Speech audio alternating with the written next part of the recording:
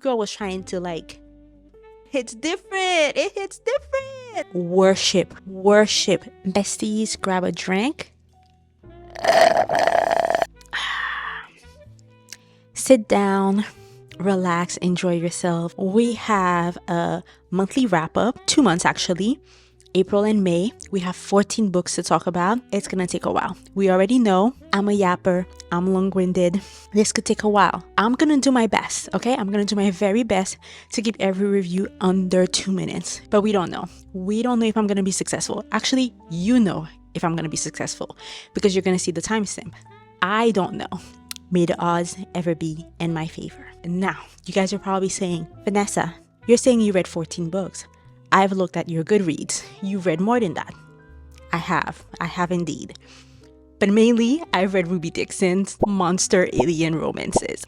And I'm not going to talk about them here because they are genuinely the same story, okay? We have human woman gets kidnapped by bad alien, dropped off on a blue alien planet where there are blue sexy aliens.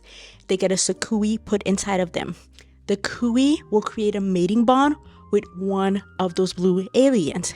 They will fight the mating bond until the end of time because who wants a blue sexy alien that wants to worship the ground you walk on and do whatever you ask for and basically be obsessed with you? Who wants that?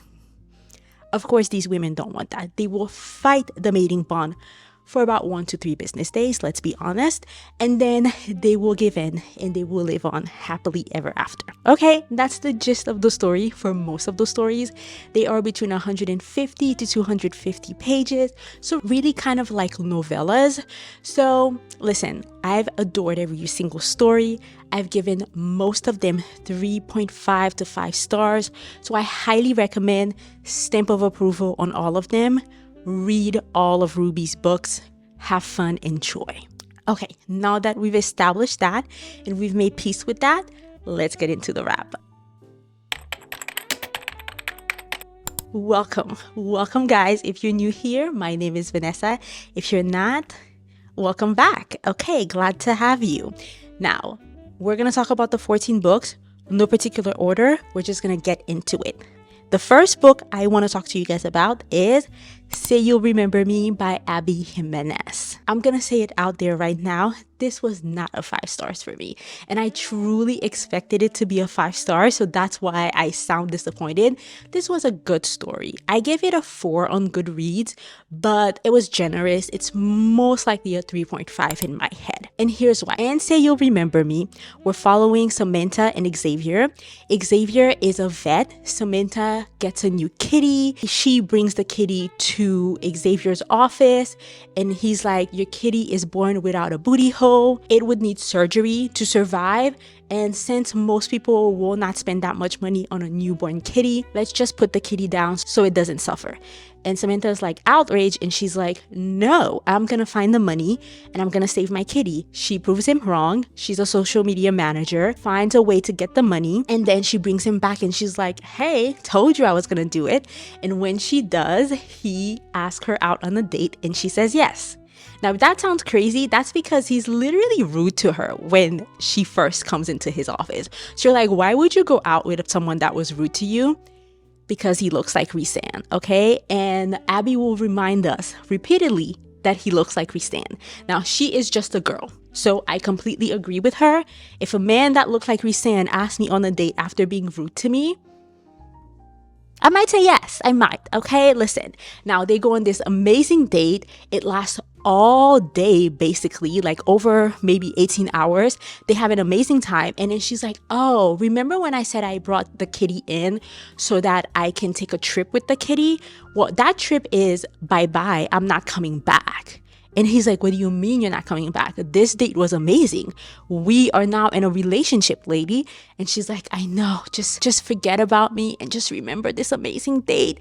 And he's like, no, I am going to upend my life so I can keep this relationship going, and we're going to be long distance until we figure it out. Now, the reason Samantha has to leave is because she's going to go take care of her mom who has Alzheimer's disease, and she wants to be there for her mother.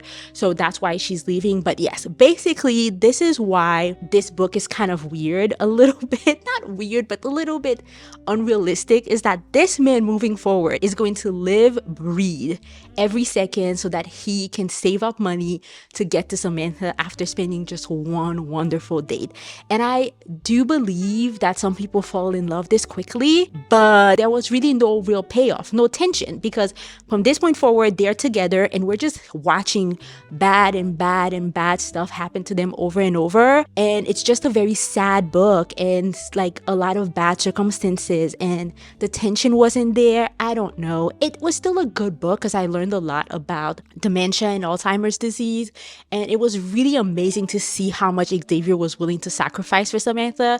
But I kind of felt like Samantha wasn't sacrificing anything back in return per se.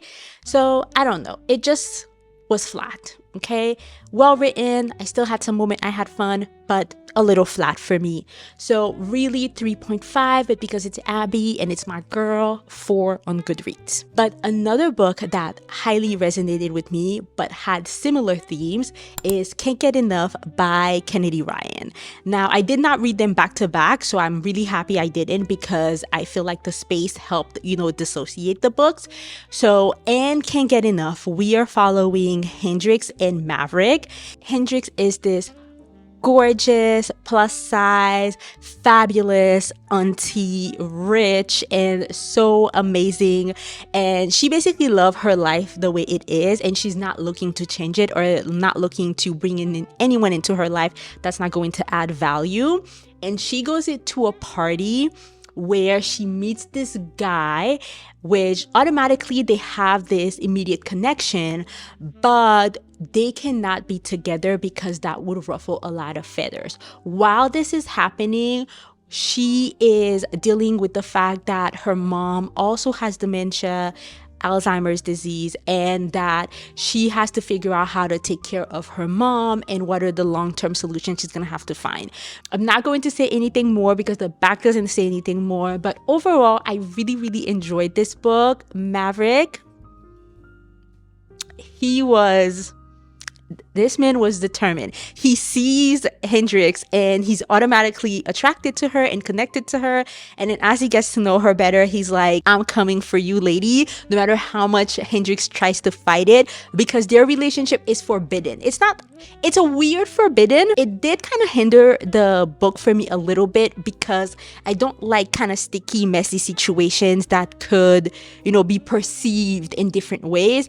But he was not deterred at all. He was like, girl, you are mine and I'm going to get you. And I love that. And I love their connection. I love how he pursued her. I loved how he made her feel loved. And I love the representation of a plus size woman getting loved the way she should be loved. And she should not feel that because of her size that she is anything else but fabulous, because she is still sexy in so many ways, but also her mind and everything else she brings to the table is amazing. I also loved Kennedy Ryan's take on Alzheimer's disease, because even though I had just read Abby's book, it still felt different and I still learned a lot of other different things. So still enjoyed it, loved it. That one I gave a 4.5 because of the messiness. The 0.5 off was the messiness part. Okay, so the next book I want to talk about is A Darker Shade of Magic by V.E. Schwab. This is the first book in a series, and I think it's called A Darker Shade of Magic, the series. Okay, that's what it's called. So in this book, we're following Kale. He is an Antari. He has blood magic. He is very special because he lives in Red London and has the ability to travel to all the other Londons. Now, in this world, we have 4 Londons, but only 3 Londons are actually active. So we have Red London, where magic is overflowing and everybody is prosperous, I guess you should say. And then we have Grey London, which is basically our our version of the world where there's no magic, but some people kind of know of it, but there's no real magic. And then we have White London, which also has magic, but it is a brutal world out there. Everybody is conniving and cunning and like not a good place to be, basically. And then we have Black London, where magic basically took over and destroyed everything, and now it's been cut off. Like no one can go there. Now only Antares have the ability to travel between the Londons. Other people do not. Something ends up happening which threatens to basically open all the Londons and basically create havoc in this whole world, and Kale has to stop this. And I absolutely love this book. It was really amazing. It was so different from all the other fantasy books that I've been reading lately, all these romanticities that basically kind of follow the same pattern. Not only I felt like the world was really rich, really well written, like there wasn't any moment that I was questioning what was going on. I felt like the information was given to you at a very good pace, but also it was very fast paced because something was happening every other second. The characters were very layered. No one was like super good or super bad. They had their own flaws. Really enjoyed this. I give it a 4.5 stars. I don't know, for some reason it didn't quite give me 5-star feelings, but really, really good. Cannot wait to continue the series. So the next book I want to talk about is Just Last Night by Vari McFarlane. I hope I'm pronouncing this correctly. Now, this book is an interesting one because when I first finished reading it, I thought to myself, I don't know if I like that. And then while I was reviewing everything so that I can tell you guys about it, I was like, I kind of did, because it didn't follow the traditional romance format. Basically, in this one, we're following Eve, Justin, Susie, and Ed. And this group of friends, they've been best friends all their lives, okay? Since they were like in high school, basically. But Eve is secretly in love with Ed, and she's kind of pining after him. And she has it in her head that even though right now Ed has a whole girlfriend, somehow it's gonna all work out, okay? It's gonna all work out between her and Ed, and they're gonna be the last one standing, okay? But something happens in the group that shatters the entire dynamic of the group one night, and then a lot of secrets are now revealed. And then she is like, did I even know these people? Did I even know my best friends that I thought I knew forever? And it is very interesting. It is so messy.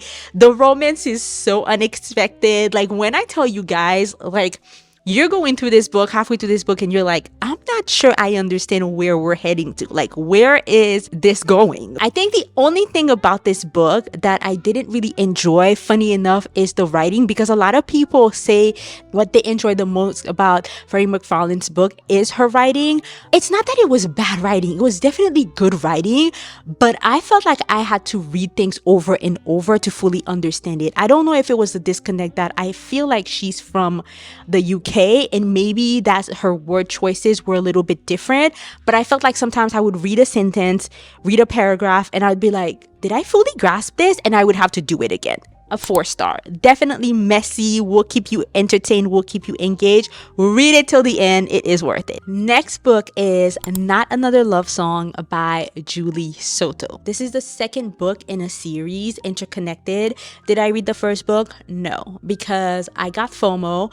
Everybody was talking about it. It was available on Kindle Unlimited. Listen, I have no self-control, okay? For once, I just decided, screw it, read the book. In this book, we're following Gwen and Xanders. They are both musical prodigies. They work in the same orchestra. One day, Gwen is performing at a wedding. She's hired for the gig. Shows up there. They tell her, where is your cello girl? And she's like, I play the violin. And they're like, no. We need you to play the cello. She's like, I don't have a cello. They're like, no worries. Xanders is gonna bring his cello. He brings the cello. He gives it to her. She's like, oh man, this man does not know who I am. Embarrassing. However, that's fine. She performs. He's like, you're not that good. And then a couple days later, she is offered the position that he's been wanting all of his life. So now he's really intrigued and upset by her. It's kind of weird how this whole thing happened. One minute he was like, you suck, you shouldn't have been offered this position. And another minute he's like, you are the best thing that's ever existed on this planet. I am obsessed with you. Okay? I don't know how this happened. I don't know how this happened. It was good. It was good. I did enjoy it. I think I would have enjoyed it more if he wasn't a complete. He really was. Basically, by the end of this book, instead of being obsessed with his art and himself and how glorious he was obsessed with Gwen. That's the only thing that changed. He remained an asshole and he was just now obsessed with Gwen.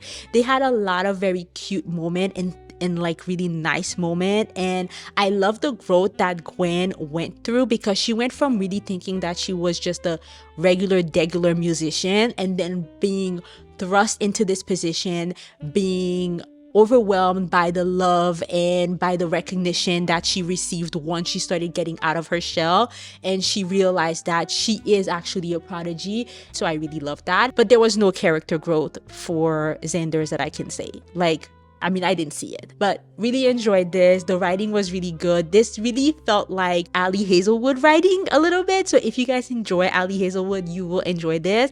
I give this one a 4.25. I would recommend, just not Xander's. Okay, so now let's talk about the Book of Azrael by Ember V. Nicole. In this book, we are following Diana.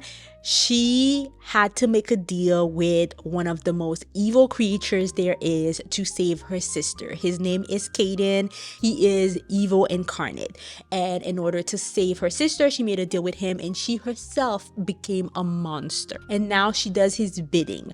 And one of his bidding is they need to find the Book of Azrael. Now we have Liam. He is basically a god and he is the world ender.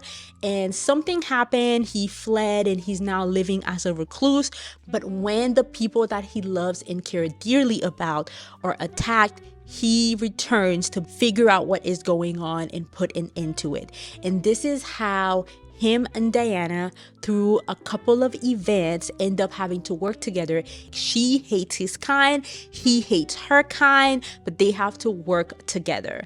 Loved it, absolutely loved it. This was so good, because yes, she is the morally great character, which usually is the male character, and she is fabulous. Okay, I love me some Diana. The ending, I did not see that coming. And it was very emotional, because that was uncalled for, Ember. That was uncalled for.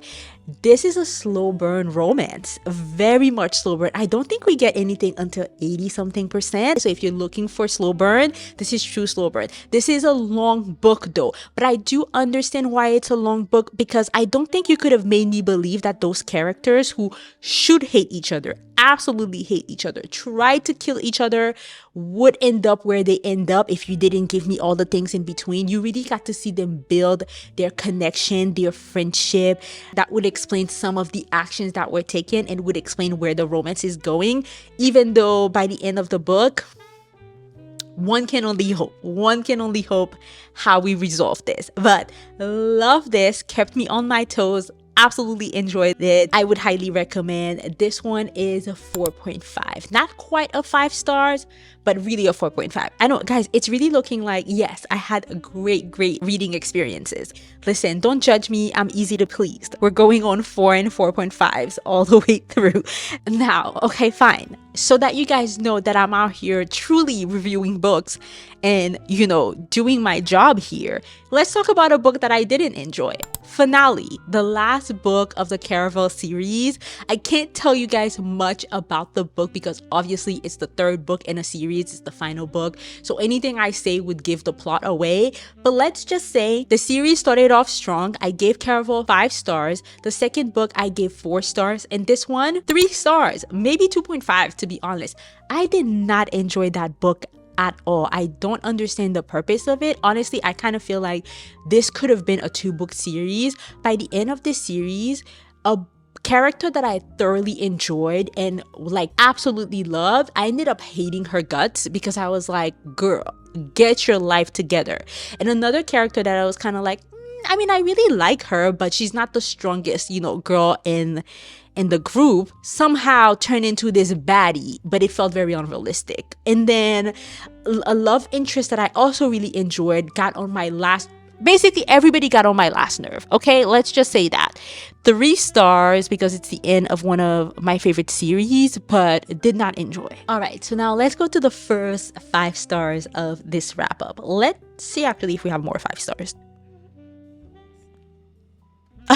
we have more 5 stars. We have more 5 stars. It kind of looks like by the end of it, I was like, you get a 5 stars, you get a 5 stars. I was just dealing them out to everyone. But listen, again, 5 stars is a feeling, and I got the feeling.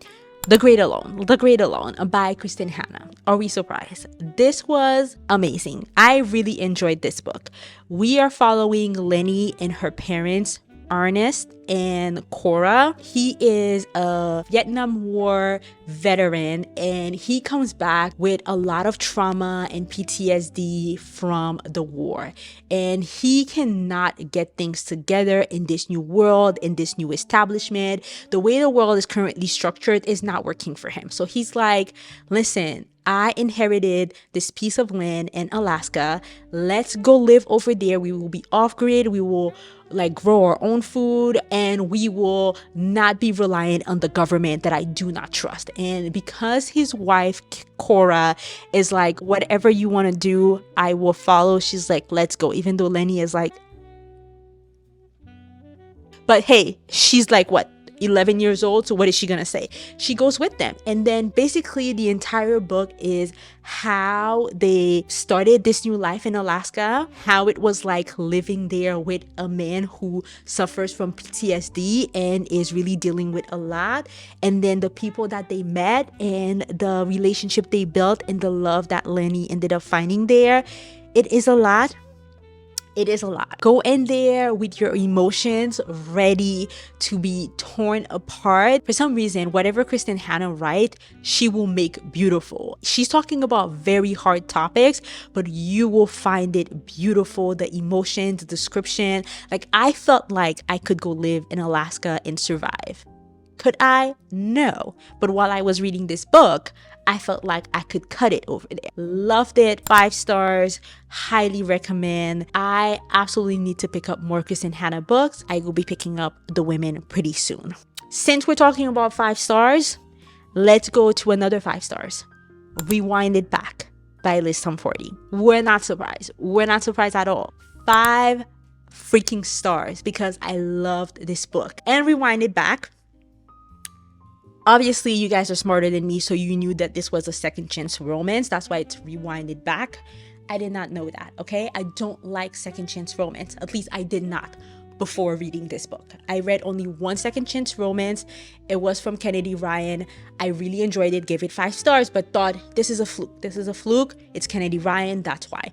No, that's not why. I think I like second chance romances, at least maybe when they are written by my favorite authors, because this one was a banger. We are following Rio, and then we have Holly, which is Rio's first love. She moved into the house next door when they were younger. They became friends, and then they fell in love, and then they started a relationship. But then when they were about 20 years old-ish, something happened between them, and they went their separate ways. 6 years later, who moves into the house next door again? Holly, yeah. So Rio is like, no. The only problem is he's already hired her without knowing, because when he saw his neighbor's house looking all amazing and redone and redesigned, he was like, I want to hire that designer. And he hired her not knowing that it was Holly. So after a couple bickering and little thing, he decides, okay, even though I don't want you in my space, I'm gonna let you redesign the house. And then from there, forced proximity, old emotions, everything is brought back to life. And let me tell you, you would not have told me that second chance romance could bring that type of yearning. Like when you yearn for something that you don't know, you just kind of imagining, like you've been pining after this girl or this man, and then you think we could be good together. It's good. Okay, it's good. But pining after a relationship, someone that you already had, so you already know how good it could be. Oh my God, it hits different. It's a different type of pining because you know. Loved it. 5 stars, okay? Rio was still funny Rio, but he was different from Isaiah. Holly was so good and so fun, and she could like bend her back, she could give it to him, but she had her soft side, and she also had like all these emotions and these things that she was dealing with, and she was so strong. I love me Holly. Listen, loved the conclusion of this series. The ending was cheesy. Okay, yes it was, because we got all the characters back together and we wanted to see the happy ending from everyone. It was cheesy, but it worked. It worked, guys. A girl is happy. A girl is satisfied. I cannot ask for anything better. Okay, let's talk about a book that surprised me. Enchantra. I don't know how to pronounce this, guys. Listen, English is my second language. I can only do what I can do. But it is the second book after Phantasma, and I didn't really enjoy Phantasma, guys. Like, it started off really nice, and then it got very lusty. It didn't make sense. Baby girl was trying to, like, every single time she almost died. It didn't really make sense to me. I give that one like a 3-star, 3.5. Okay, listen. However, I was like, I enjoyed the writing. I can see that Kaylee has all of the pieces together. Let me give it one more chance. And I'm so happy I did, because this one ended up working out way better for me. So in this one, we also have deadly games. We have this young woman, I won't say much, okay? And she goes into this house because she's looking for information about her family. And when she gets there at the wrong time, because lo and behold, another type of deathly games is happening in this house. The only difference is the participants in these games are wraiths, and so they can't really die because they're immortal. Like, they die and they come back to life. She's the only mortal there, so if she dies in this game, she legitimately dies. Now, let's just say this also. She's not supposed to be there, and if she's caught there, she is immediately supposed to be. So Rowan, the MMC in this book, is like, the only way you can still be here and participate in the game and not be immediately is if you agree to be my wife. And then at this point, you will have my last name. And if you have my last name, well, I mean, you don't die immediately, but at least you get to be part of the game and still potentially die later. Listen, her choices, very encouraging. She decides to go through with it, and then from there, more things happen. Obviously, we have marriage of convenience, the forced proximity, and then basically having to survive together is going to form a connection between them, and from there, a romance will happen. I enjoyed this one way more. I love the writing. I love all the characters that we got to meet. I don't know if this means that those characters, because they are siblings, Rowan has siblings that are participating in the game also, so we got to meet them. I'm kind of hoping that Kaylee Smith is going to write a couple books about some of the siblings. I didn't like all of them, but a lot of them I enjoyed, and I would like to learn more about them and potentially get books about them. So it looks like this series is going to be pretty long, so I will definitely be picking up the next book, and this one was a 4 stars for me because I thoroughly enjoyed myself. Okay, now let's talk about a book that I did not expect this to happen, because it's Emily Henry, but that was very divisive. Either people absolutely loved this book or people absolutely hated this book. Great BBL, Great Big Beautiful Life. And it also made me hesitate in getting this book because I didn't want to not love it. And I should have listened to my gut feeling that this book was absolutely made for me. In this book, we are following Alice. Alice is a journalist. She writes little pieces about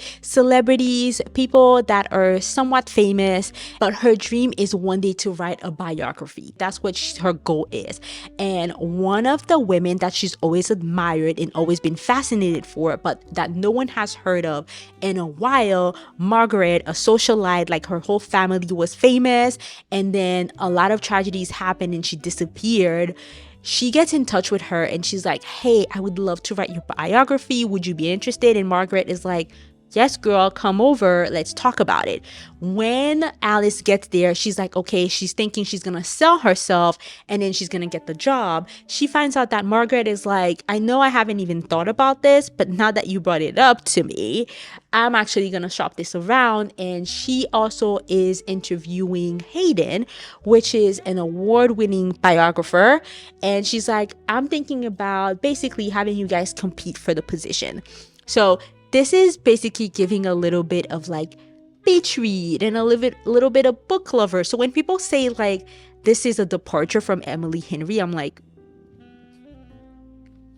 you know, but I do agree that because there's another element to it, because we do get pieces of Margaret's story woven into this story also. So that's giving a little bit of the Seven Husband and Evelyn Hugo. And if you like that, you may enjoy this book. Some people said they didn't like that because it was too reminiscent. I ate it up.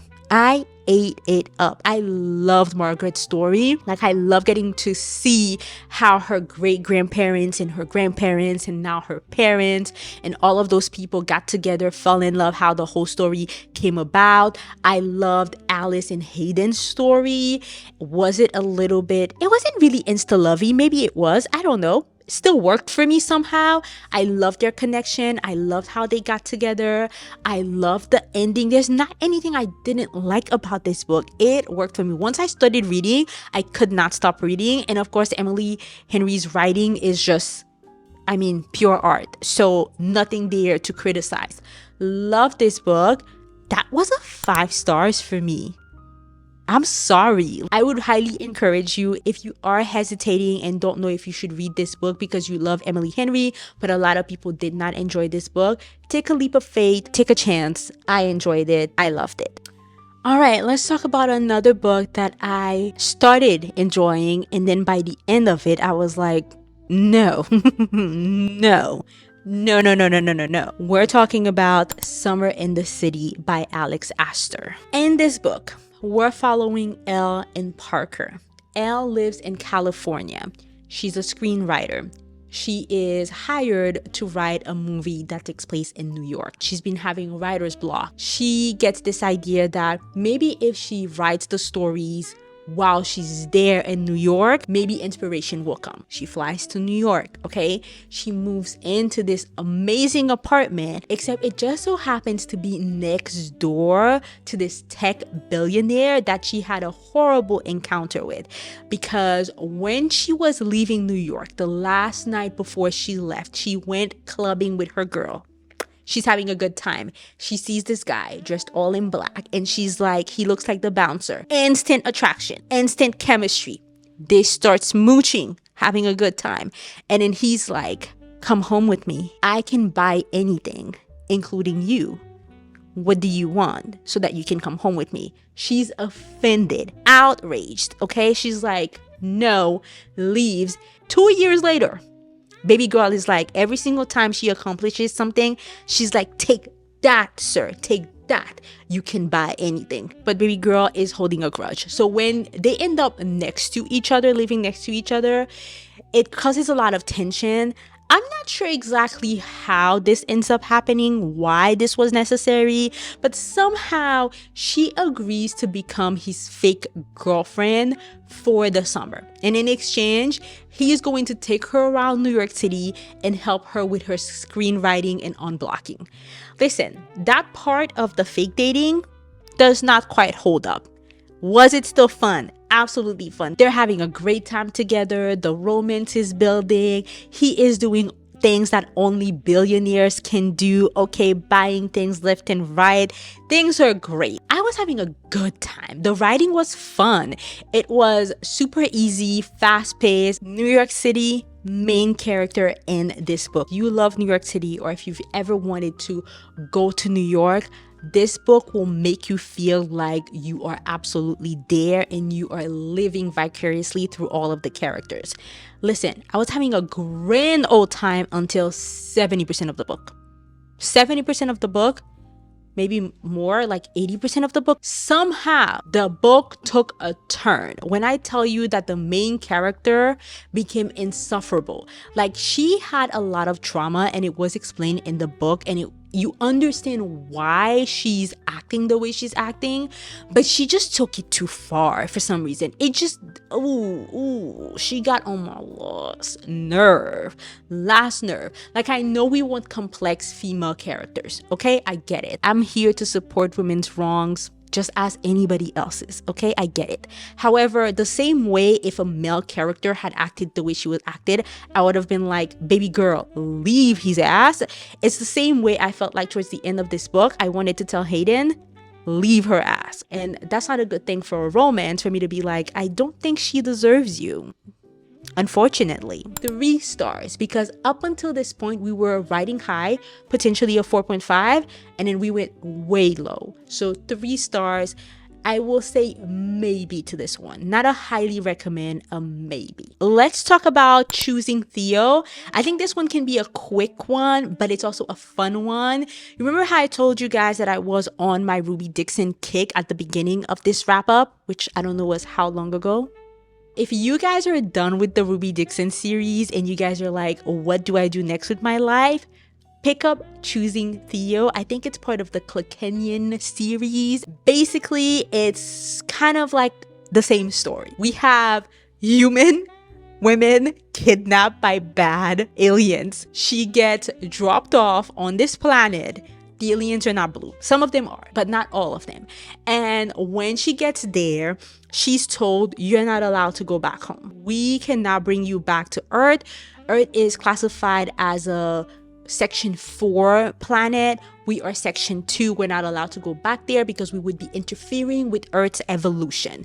So what can we do? You can stay here for a year. You can get married to one of our sexy alien guys. And then if after a year you want to divorce him and leave and go to some other Section 1, 2, 3 planets, you can do that. From there, she reluctantly, because of course, reluctantly, decides that, okay, she'll participate. She'll marry a sexy alien that will worship her once again.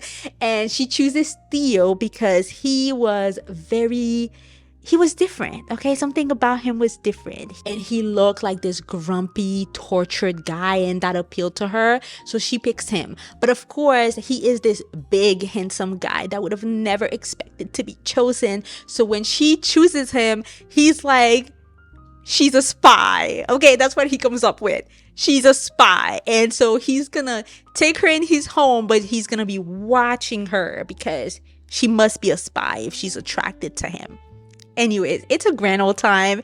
It's a fun time. It's so unserious, guys. 4 stars. If, again, you like Ruby Dixon's books, this is right up your alley. Like, come on, like, give it a try.